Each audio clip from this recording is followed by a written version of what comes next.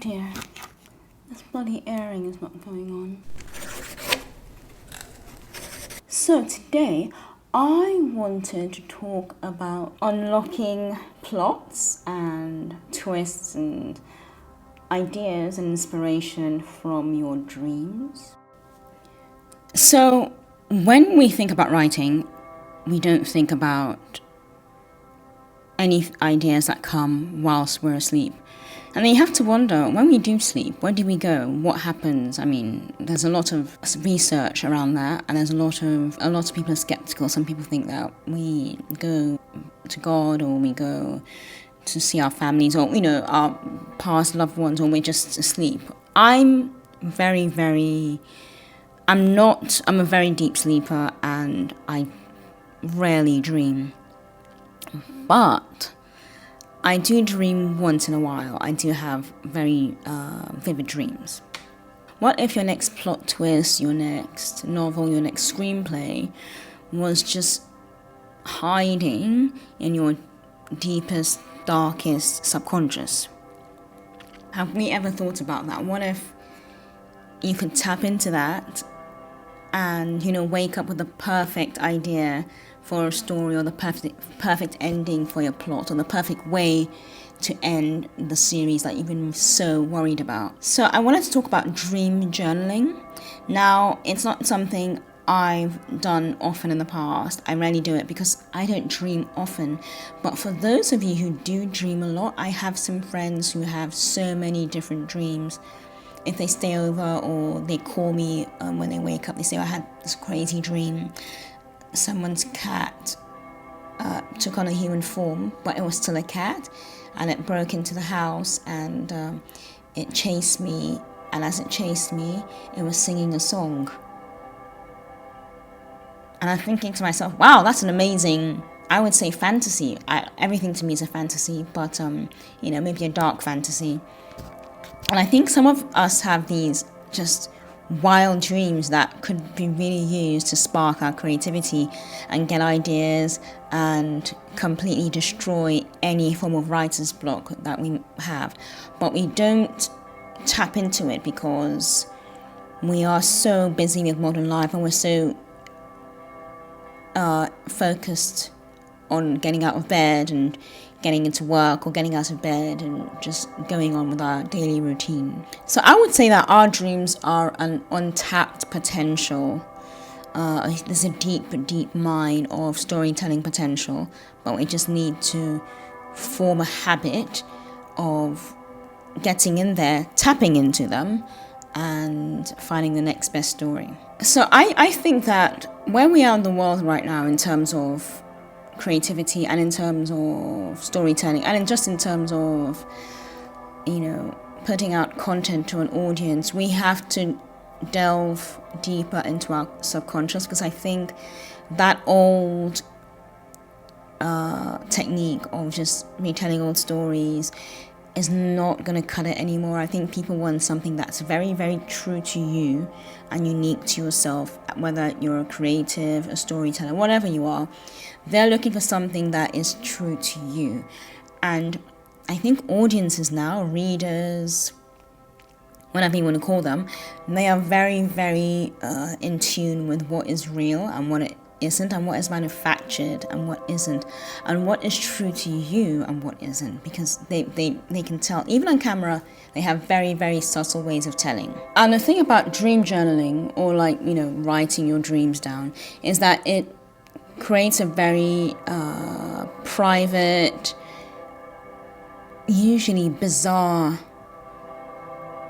story. And the stories are so bizarre because if you ask 7 people to tell you about their dreams, usually their dreams are so different from one person to the next. They are so different. But what if you could just be used as stories or inspiration for stories, because our brains are just throwing us different scenarios and different, our subconscious, no matter what, depending on what you believe in, are throwing us different narratives and different ideas and different subconscious thoughts that we should have. So why don't we just use it? Because it's like an untapped well of creativity. So dream journaling is pretty much just, it sounds more complex than it is, it's recording your dreams as soon as you wake up. When you wake up, you're not running to the next best thing or just rushing to get breakfast or rushing to get your coffee. No, the first thing you do as soon as you wake up, your eyes open, you reach for your journal and you write down everything. What happened, what was the climate like, what did they say, was it a human, was it an animal talking to you? No matter how bizarre that idea may seem, write it down, because that is just new ideas coming to you, and it might seem bizarre to you at that moment because you've just woken up. You weren't expecting to be visited by a 14-foot fairy in your dreams, but a 14-foot fairy visited you and tried to poison you. I don't know, depending on which way your dreams go, if they're very dark or very light or very... and just write it down immediately, because what tends to happen is as soon as your feet hit the ground and you've gone to make that pot of coffee, you've checked the time, your alarm clock has gone off, you've even if you have children, your children will start bouncing around with that first thing in the morning noise they do, toothbrushes going off in the distance, the toaster going off. It just interrupts your entire process, and I guarantee you there's no way you'll remember every single part of that dream that you just had. So as soon as you wake up, you write it all down, no matter how silly, how bizarre it may seem. It's your personal journal. It's just for you. Write it all down. And whether you're dictating it, if you're not right, or if you don't want anyone to find your notes, grab your phone, have your recording app ready, whatever you use to record. Make sure it's right there, right on the first page or first screen of a phone, so you don't have to go swiping through the phone. Because as soon as you get your phone and then you unlock it or whatever your system is, and then you start having to swipe to find the recording device, messages have come at you, notifications, maybe some stunning news, or someone did this, someone did that. So all these news and all this constant flow of information that we're subjected to will interrupt your process. So have that recording device there, right there, so it's the first thing you press, and you just get all your thoughts down, and then you can get into the well of nonsense and over information and the flow of information. But have a quick process. I've done it once or twice in the past where I've written it down. Some people would choose to dictate, but you have to make sure that it's right there so you can quickly transfer all your thoughts down, because those dreams will fade, and in time, unless they were really horrendous, which I'm sorry about, you'll never remember them again. There's only one dream I remember as a kid, and that was about someone in the family dying, and that's all I remember. That's the only dream in my entire life that I remember, and that's because it was quite sad.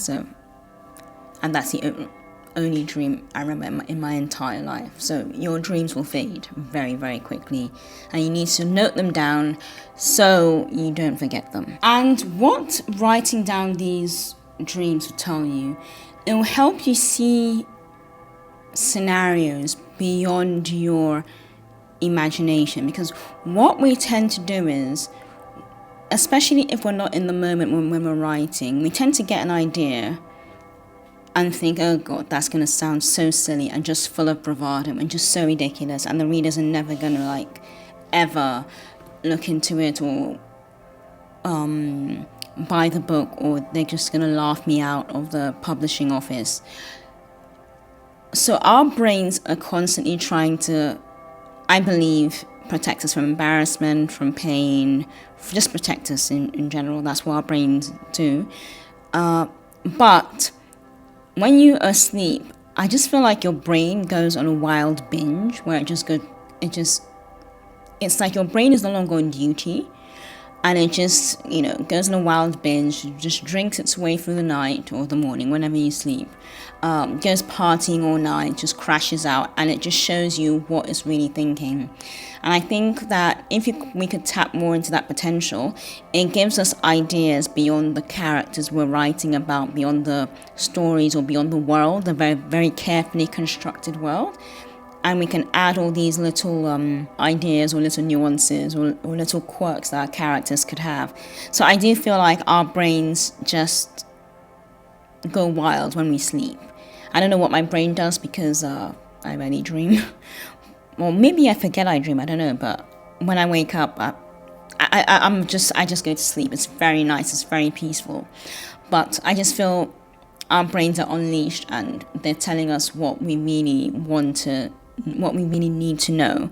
So write those ideas down, because in my opinion they are gold dust and they allow you to see things beyond a character's narrative. For example, if you're working on a certain character in a series and they're fascinating, they're okay, they're interesting enough, but you want to just push the boundaries a lot more, or you want to explore the character a lot further, you could have a dream about someone who moves in a certain way, has certain quirks, has certain characteristics, and just they could either make you feel very uneasy or they can make you feel very comfortable. But I think uneasy is more interesting. And you could just use those ideas in the dream and just put them onto your character, and you've got this new perspective for your character that makes them even more complex and develops them even more and makes them even more interesting in a dark, I will kill you sort of way. Now, this is actually fairly interesting because I wrote, it's just a few pages about a fairy, something to do with fairies and how they go around fairy world, but it's a fantasy based in a fairy world, and a lot of my fantasies tend to be very, very dark. I don't really like romantic fantasy, or I like quite, murderous rage. But I never remembered how I got this idea. But luckily I wrote it down when I must have written it down as soon as I woke up, because I've still got the pages and I realized I wrote it from a dream, but I don't remember having that dream. But I wrote it all from a dream. But I don't recall that dream at all. And this is why I said to you, you're not going to remember a lot of the dreams you have, or any of the dreams you have at all. You're just going to remember one or two that were maybe pretty traumatic, and that's it. So that's why you need to write them down. But this story I wrote about the fairy, I want to develop it a lot further. I've been just putting ideas down for it because I've got like a skeleton and I'm filling it out with body parts. That's probably the weirdest analogy. I'm just filling up the skeleton to make a complete human body. I wonder if this is going to get flagged by YouTube. Anyway, so please embrace your dreams, write them down, embrace all the silliness, all the madness. Yes, your Cocker Spaniel was in your dream and was chasing you around with a bone that it had formed into a dagger. Great, run with it. Write it all down, record it as soon as you wake up, and use that. It doesn't have to be a Cocker Spaniel. If you're very attached to your Cocker Spaniel, it could be a Doberman or something else, even a person, but it just gives you ideas for character, it gives you ideas for scenarios, it gives you ideas for plots, it gives you ideas for a world that only exists in your dreams and is in the deeper, darker recesses of your mind. So you need to unlock all these dreams from within, take notes of them, record them, be thankful for them and be grateful for them, because some of us hardly ever dream. Okay, I'll see you in the next video. Goodbye. Enjoy dreaming and writing.